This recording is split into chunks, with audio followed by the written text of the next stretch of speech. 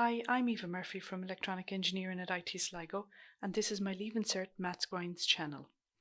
I'll regularly add new videos for both higher and ordinary level maths, so make sure you subscribe below and click the bell icon to be notified of new videos. Okay, so let's have a look at question 7 on the 2020 paper. Pat buys a new car for 32,000. He trades in his old car and is given an allowance of 20,000 by the garage. He borrows the balance of the money from the credit union. His fixed monthly repayment over 3 years is 443.66 per month. How much money does Pat pay in total to the credit union for the loan? Okay, so a loan, you're going to financial maths in the log tables. Here we are. Oh, I even have it circled. So loans are given out using compound interest. So in other words, the banks add on interest and so on and so forth. Okay, so let's do this one. So how much is the loan for first? The car is 32,000. The easiest way to do this is to try and make it real. Pretend it's you going in for that car for 32,000. The banks gives you back 20,000. Oh, and I must warn you, my pen is playing up, so I've ordered new ones, but we have to live with them for today.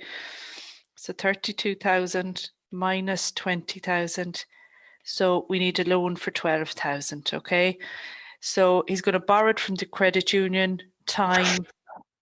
His fixed monthly repayment is 443.66 per month. Actually, we don't need that formula. 3 years, his fixed monthly repayment. So 3 years equals 3 by 12, which is 36 months. Therefore, 36 repayments. Okay, so therefore I have 443.66 multiplied by 36. So let me put that into my calculator, 443.66 by 36. So 15971.76 is how much Pat will pay back the credit union. Okay, so you can see borrowed 12, pay back almost 16, so quite an expensive loan. Show that the amount that Pat repays as a percentage of the amount that he borrows from the credit union is 133.1% correct to decimal place. So that's bigger than 100%. Okay, so there's going to be a bigger number on the top than there is on the bottom. So let's see, what do they want us to show? The amount that Pat repays, and because they write that one first, that one goes on the top. And it says a percentage of the amount that he borrows. So the second one goes on the bottom. Okay, so the amount that he repays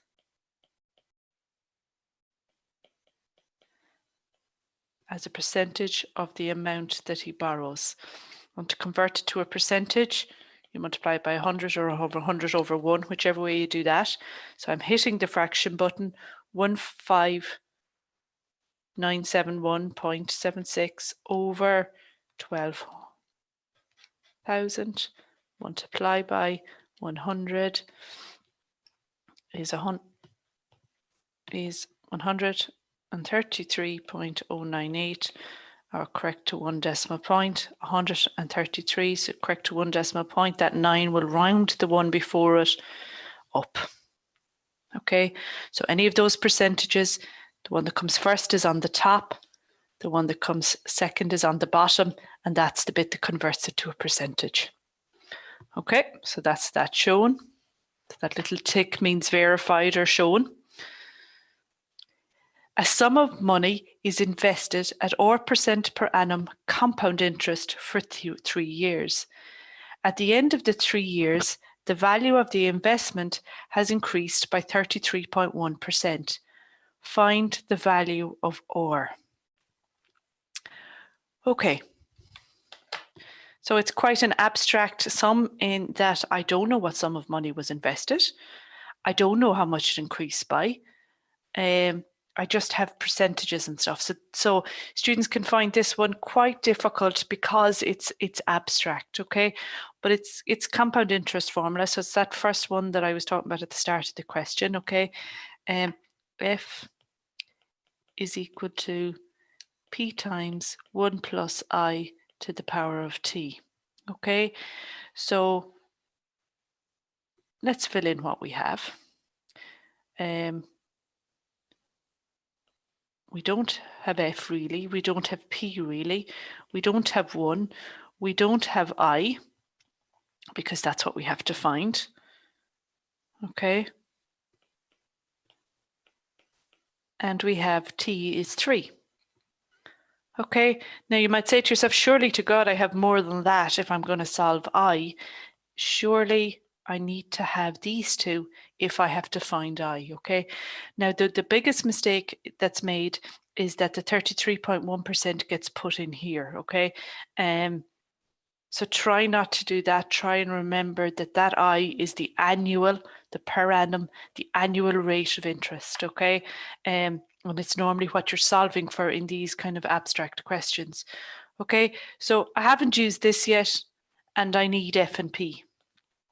Okay, so maybe there's a link, and yes, they are, okay? So at the end of the 3 years, whatever you invest has increased by 33.1%, okay? So the hard part to get your head around is actually it doesn't matter what you pick for P and F, as long as the relationship between them is 33.1%. In other words, F, which is the amount that it's worth after the 3 years, the final amount, has to be 33.1% bigger than P. Okay, so say P was 100 euros. Sorry, that's my pen now playing up. Okay, so therefore 100 multiplied by 33.1%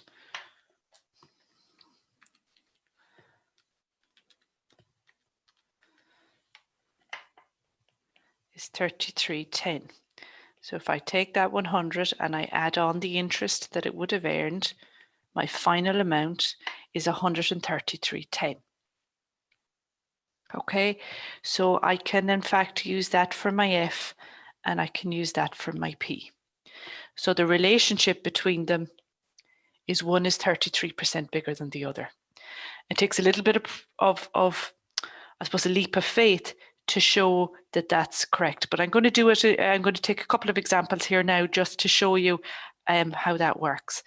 So 133.10 goes there, 100 goes there, 1 plus I to the power of 3 goes there. Okay, so I need to get at this 3 here.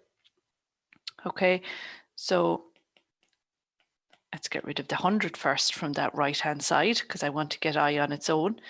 So if I divide 133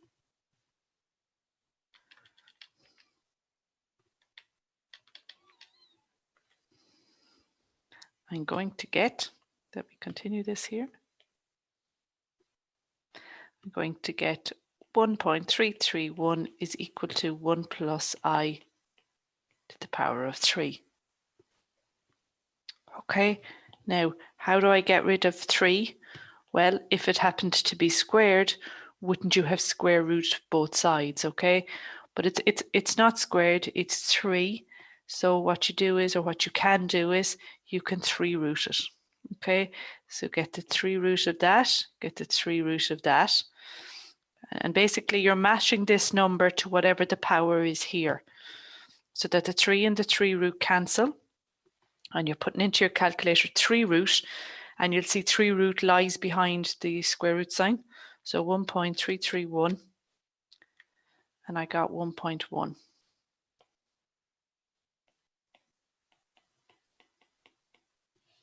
Okay, subtract 1 from both sides. Multiply it by 100 to convert it to a decimal. Oh, I should say probably is equal to or, okay, because it gave me or in the question. So I'm getting an interest rate of 10%. Okay, right. So what I said to you was it doesn't matter what P and F you take. Okay, so I want to go back to that again. That's that part finished, but I'm just going to play around down here to try and show you how it doesn't matter what P and F is. So let's take another different P. Let's go 5,000 euros. Okay, so what would my F be this time? Well, I have to get 33.1% of 5,000 first. I'm just doing that in my calculator. 1655, 1655, okay? And add it on.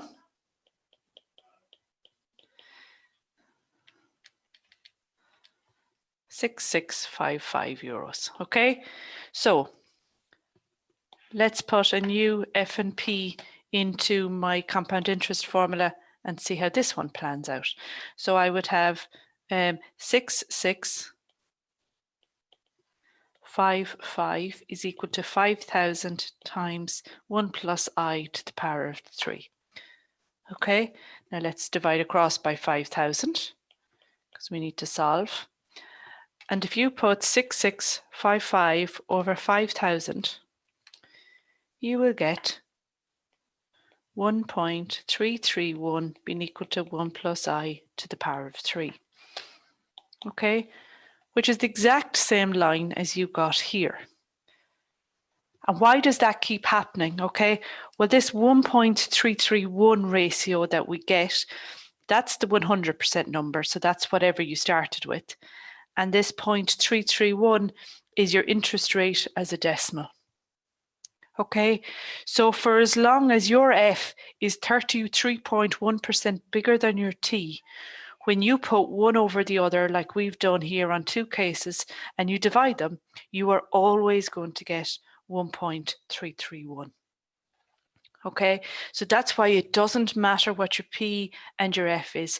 Some teachers use P being equal to 1, just the number 1, and they work out F from that, but it doesn't matter. Okay, so whatever you like, it's because of this. You made F 33.1% bigger, so therefore when you put one over the other, you are naturally going to get 1.331.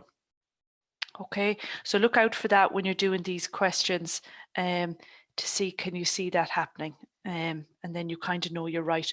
You can kind of see your interest rate in your answer when you work out the ratio. You can see the 33.1. Okay, so that's B, and really important that you know how to do that. That comes up again and again.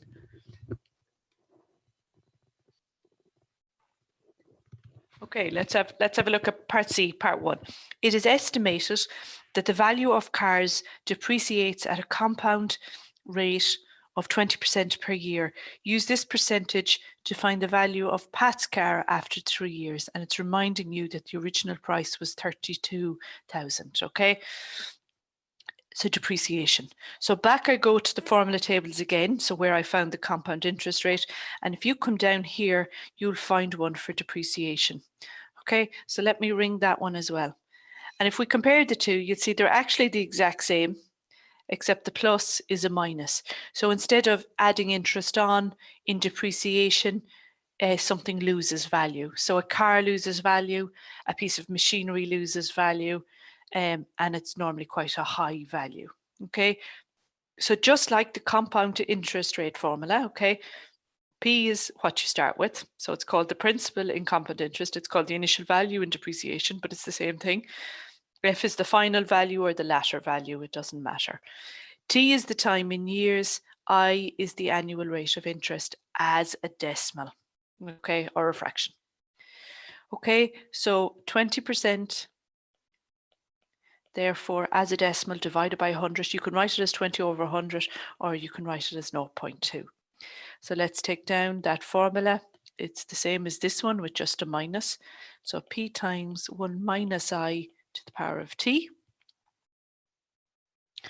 My T is 3 years. So let's find the value of Pat's car. So F is equal to 32,000 times 1 minus 0.2. That's my interest rate here. And it's losing 20% for 3 years. So my T is 3. So put that into your calculator. I put it in all in one fell swoop, 0.2, close my bracket and raise it to the power of 3. So for this one, I am getting 16,384 euros, okay? And to put that in, I just used that button there on my calculator, okay? Let's keep going. Pat's friend Kathleen bought a new car 3 years ago. Its value also depreciated by 20% per year. It is now worth 17,920.